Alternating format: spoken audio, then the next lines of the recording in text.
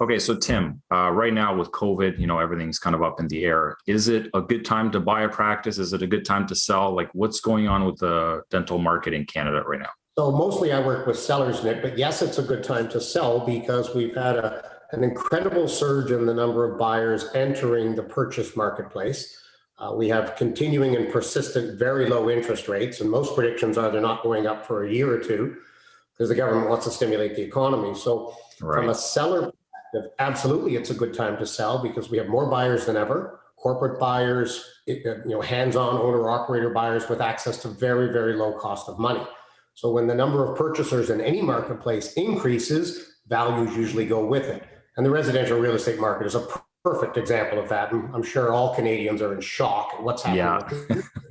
That's just demand and low cost of capital. So it's a great time to sell. For the buyers, yes, it's a great time to buy a practice because you can be an owner. And many associate dentists in Canada have not been called back to their previous schedules pre-COVID because the owners are working more hours. So there's a lot of young dentists in Canada who are a little frustrated by they're not getting as many new patients they used to receive.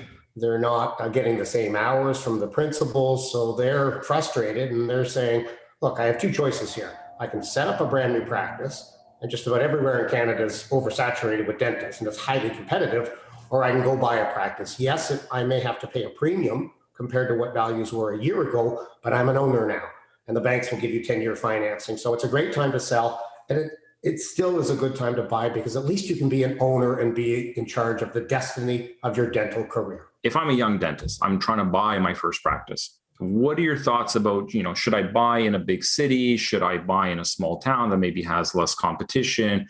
I mean, you've worked with a lot of different dentists. Like, what's your thoughts on this? The primary motive for most purchasers is to practice close to home. So if you live in downtown Toronto or Vancouver, by example, you probably want to buy a practice there. So you have a short commute and you can be at the ready if patients need you for emergencies. The problem with that right now is that a lot of the downtown cores, I think Calgary is the most extreme example, they're ghost towns. Because a lot of the patients that were attending those downtown practices were office workers. And if they're working from home, Canadians are voting with their feet and saying, I don't want to drive downtown and pay for parking just to see the dentist. I don't work there anymore. And it looks like the work from home phenomenon is here to stay for upwards of 50-60% of Canadians. So yeah, downtown's great. It's dynamic. It's the big city. We all love that. But if there's not enough patient flow because of the migration back to the suburbs and then the migration to the suburb practices, I have to think that the suburb dental practice is probably a better investment. You're still close to the city, but you have patients. When it comes to buying in rural and remote Canada, smaller towns, smaller communities, they have entrenched dental practices, and setting up a brand new practice there is a very risky proposition because there's only so many people in those communities and they're probably loyal to the existing practice. So setting up in those smaller communities, I wouldn't recommend that. But buying in small town, rural Ontario or rural Canada is a wonderful place to be, to raise a family. It's a simpler lifestyle. I live 3 hours north of Toronto right now in a very small town.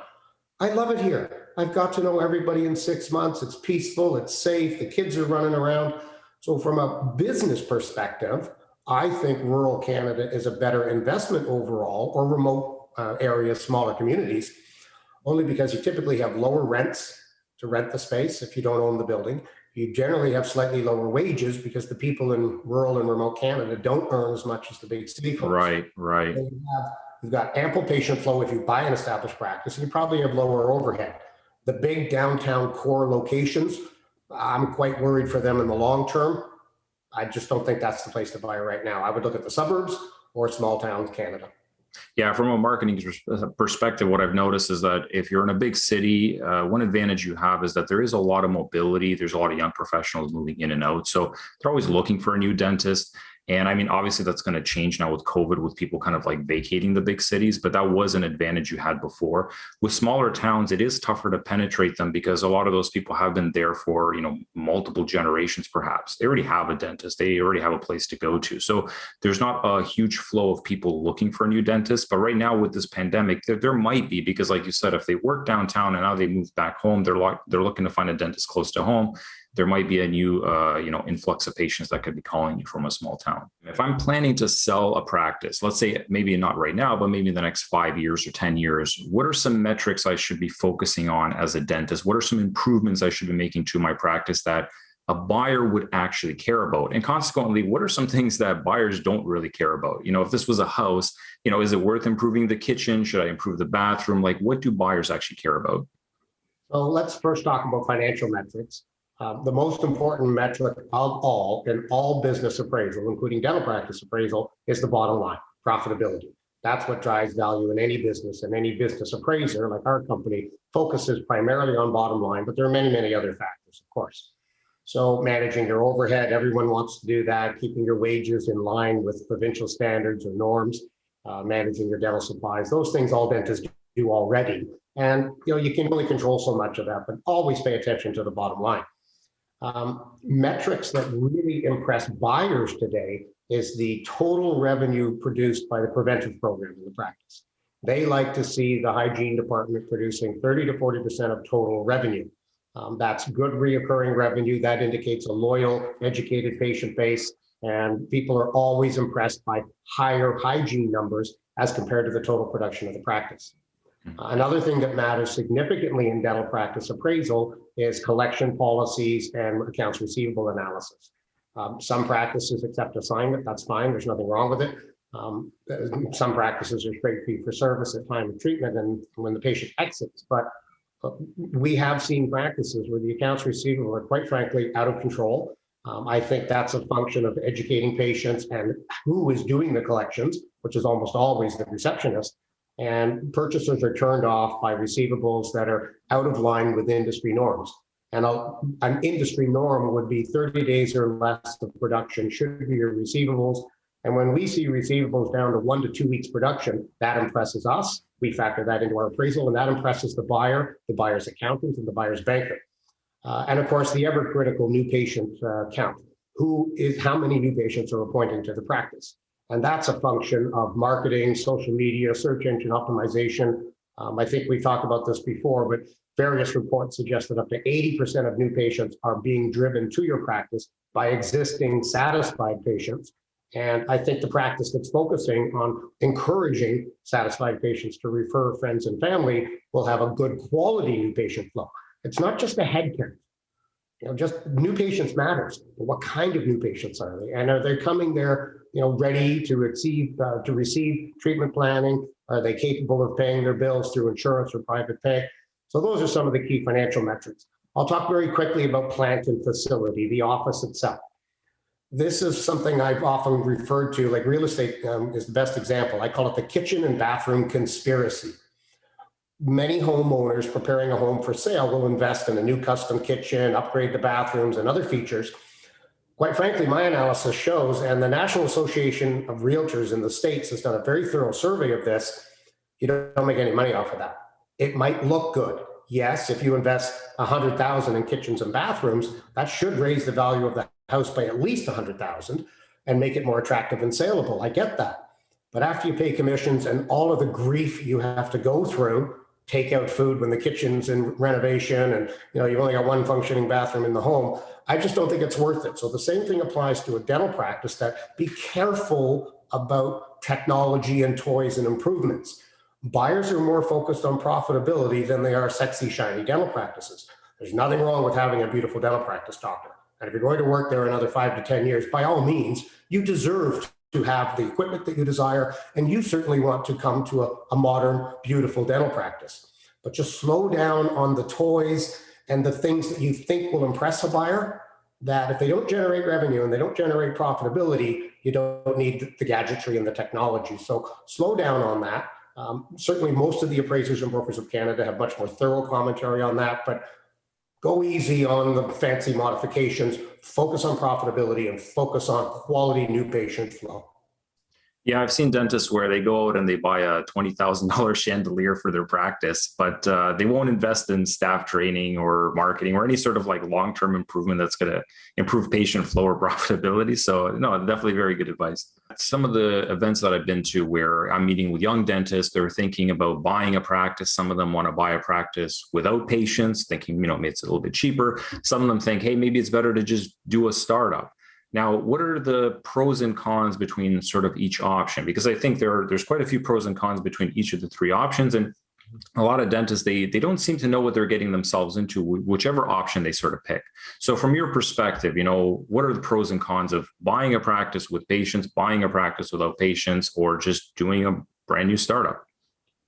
Whenever I've had the opportunity to give some consultation to a young dentist in this regard, one of the first things I ask them is, what are your personal lifestyle expenses? Some have student loans, some have mortgages, they have families, they have obligations, they have family members living with them. Those dentists need cash flow, and they need immediate cash flow. So it's probably best to buy an established practice, even after paying the bank loan and the additional cost of purchasing established practice. You have an income. You're busy the first day you go in there, you have a full book, and you'll have cash flow, and you need that to support your lifestyle. There are other dentists in Canada that have no student loans. They might be single and live alone. They're not married. They don't have children. They're in a better position to buy that, say, a brand new practice that was built by someone else with very few patients. They can do that because they have time on their side. They can afford to subsidize their lifestyle while they're waiting for the practice to grow. That's a very similar calculation to the brand new start from scratch practice, where you get the design, you get to pick the paint colors, the tile, the equipment, and that's fun. Building from new is fun, but it's a cash flow drain.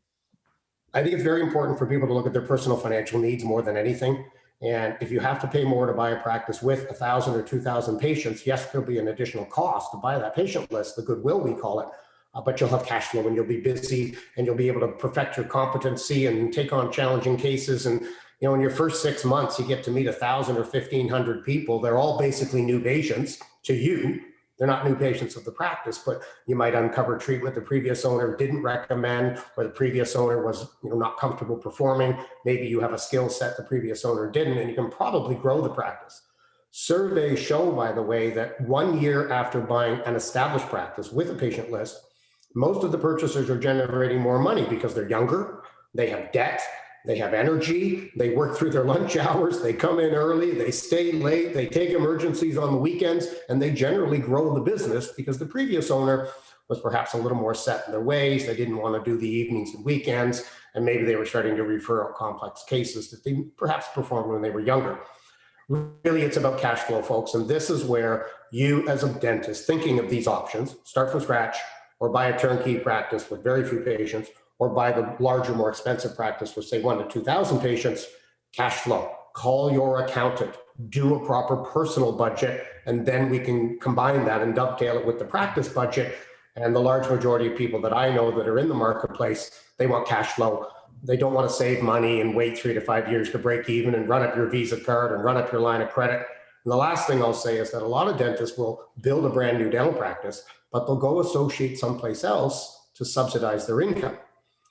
Well, there's nothing worse than having a practice with a receptionist at the front desk and the lights are on and the doctor's not there. Here walks in a patient out of the blue. Maybe it's an emergency. I always use the analogy of a mother with 5 kids in the car. She drives in, walks in, and the doctor isn't here today. Yeah, that happens a lot. Yeah, and he or she's associating elsewhere to make a living. And I get that. There goes a minivan of 5 people right back out the parking lot, and they're going down the road to the next practice. So that's a bit of an exaggeration, perhaps. But if you open a practice from scratch, you need to be there. And sometimes you're going to be sitting in your hands because you don't have enough patients in the beginning. And most dentists are not happy with that. And they're not making any money using their line of credit and their Visa card to subsidize their household expenses. I just think cash flow is king, and we all want to be busy, and we all want, to make a living right away. That's why people buy established practices. Yeah, because I think the challenge is a lot of them look at, what am I paying per patient if I buy an existing practice? And in Ontario, you might be paying, $500 to $1,000 per chart. And it seems like a lot of money, especially considering you could probably get those patients through marketing for $100, $200.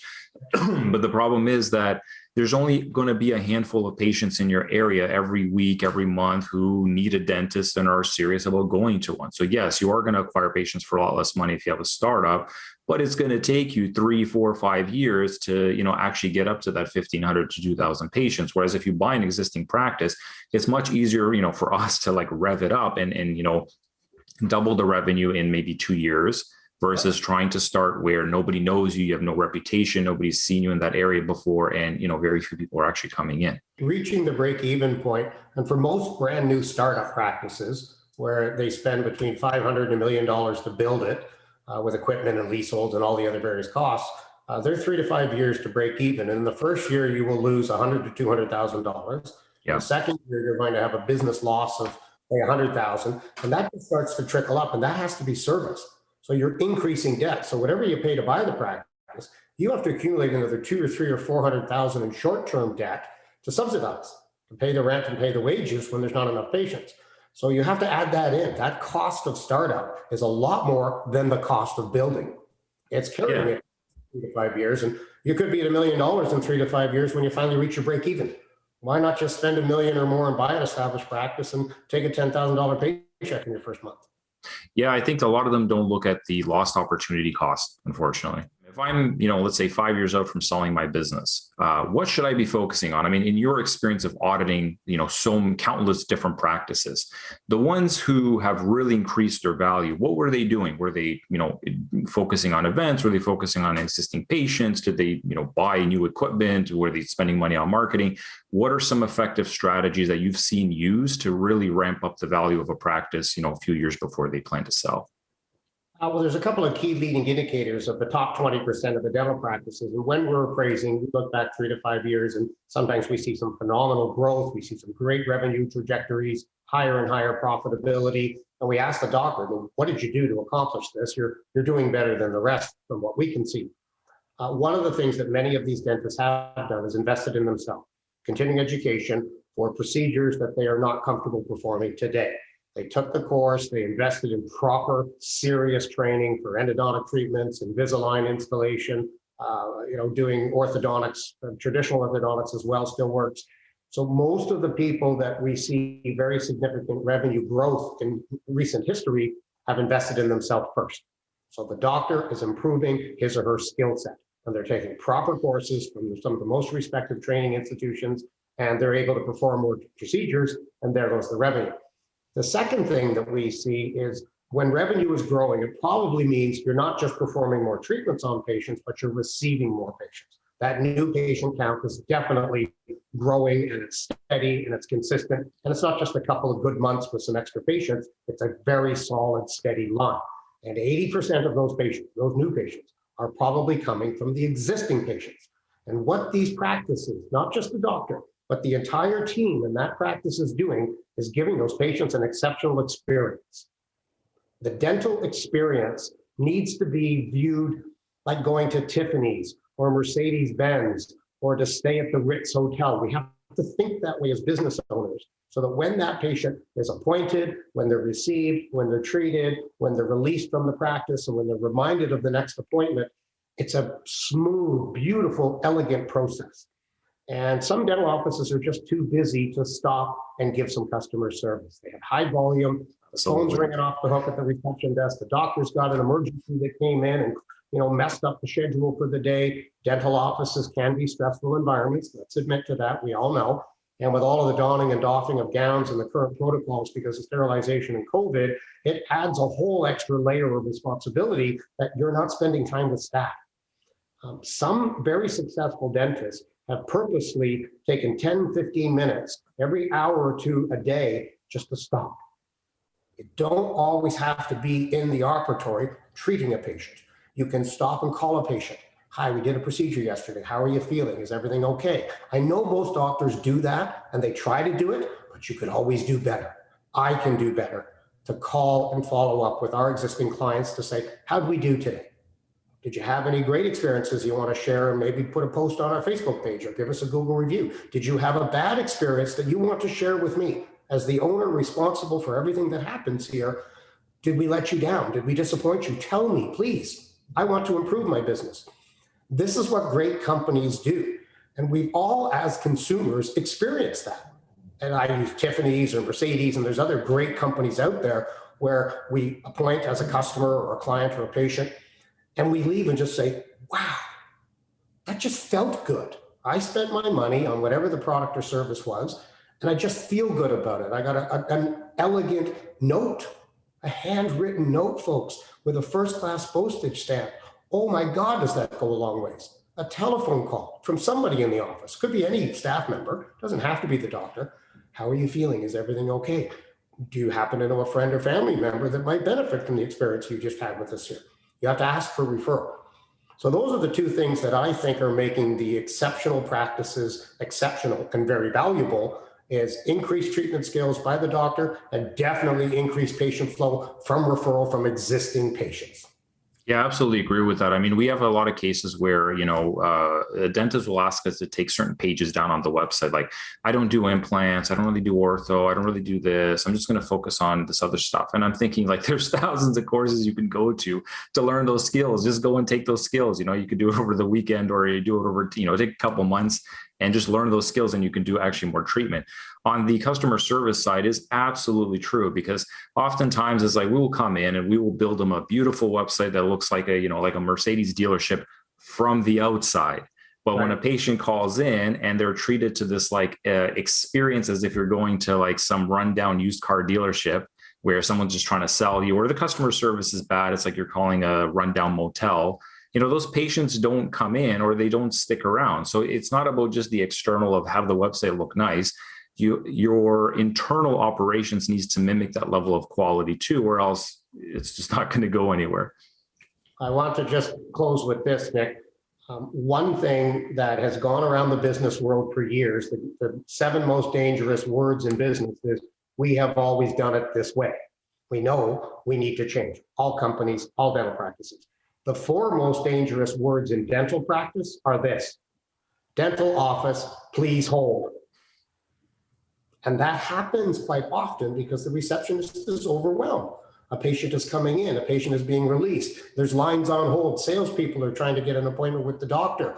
It's a very, very busy station to be at that desk. And when that receptionist is in a position where he or she has to say, dental office, please hold, man, I bet you there's a 50% hang up rate on that, particularly from an incoming new patient. And Nick, I know your company tracks that, and I'm sure there's a very drastic statistic about people being put on hold and then terminating the call and never calling back.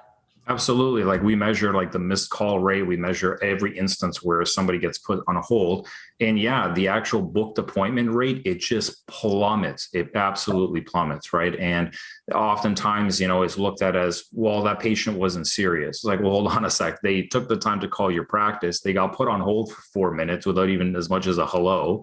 Why are you surprised that they went somewhere else? Could you just imagine where the dental office is having a busy day, the receptionist is busy, the doctor may be in his or her private office for a minute, and they hear and see the incoming call. Imagine just picking up the phone, doctor, and saying, dental office, Dr. Smith speaking. What's wrong with that? You don't have to hide behind your receptionist. An assistant can pick up a telephone, if they're not busy in the operatory. You need to answer these calls. The telephone is still one of the most powerful incoming new patient vehicles that all dental practices have. And putting people on hold and not answering your phone and letting it go to voicemail, it's just not cool anymore, folks. There's 20 other dental offices in the area close to you who are not as busy as you, and they're answering the phone. Absolutely. 3 rings or less. If you don't answer that telephone during regular hours, in 3 rings or less, my father always said you're out of business. I mean, we work with some practices that, bring in $500,000 in revenue. I mean, there's some of our clients that bring in over $5 million in revenue. And, I've got some, sort of opinions on like what I think differentiates these two types of practices, but I just want to hear it from you, from your experience, like what's kind of the differentiators between a practice that brings in 500K and one that might bring in 5 or 10 times as much revenue? I think a lot of those larger practices that are very successful, they come down to leadership. And the principal dentist or the principal dentist, if there's more than one, they're just great people to work for. They always show up with that positive attitude. They're great at recruiting, rewarding, and retaining excellent staff. One of the key things we've seen that causes dental practices to struggle is culture and staff turnover. Patients pick up on that. They are aware that, oh, they got another new receptionist there. I don't even know this person. I can't remember her name, or there's a different dental assistant every time I go there. Some of these practices have a number of associates working in them, but some of these practices don't have great leadership and they have associate turnover. They come in, they work there for a bit, and they go, I don't like it here. I got another job someplace else. So culture, leadership, and preventing employee turnover, I think, is critical. And I think it's Steve Jobs that said the customer is not number one. Your employee is number one, because your employee will help you look after the customer. And that quote goes around the internet and LinkedIn and Facebook quite often. And I happen to believe that's true. And what we try to do at our company is to focus on culture and morale. And sometimes it's high, sometimes it gets low. And quite often the analysis will show that there's one toxic employee that's dragging that whole place into negativity because they're just having a bad time in life, or a bad time with, family or marital situations, whatever it is. I get that. Sometimes people have a tough time in life, but they can't bring it to the office. You got to park that at the door, folks, every single team member, and you have to walk in with a bright, sunny smile, and you have to give that patient an exceptional experience. And it's not about the dentistry at that point. That's about a place where people like to go, they get their treatment, and they go tell their friends and family and colleagues about it. And those are the exceptional practices. Great leadership. Yeah, I absolutely agree with that. I think a lot of dentists are looking for like automation. They're looking for some way to just manage people, manage their patients, on autopilot, and then they just come in and do dentistry. And they don't understand that, no, you have to wear the business owner hat. And, I get that a lot of dentists are very technical people. I mean, they like working with their hands. They like the sciences, they're not necessarily built for leadership. And I fell into the same trap as well as a, technical person.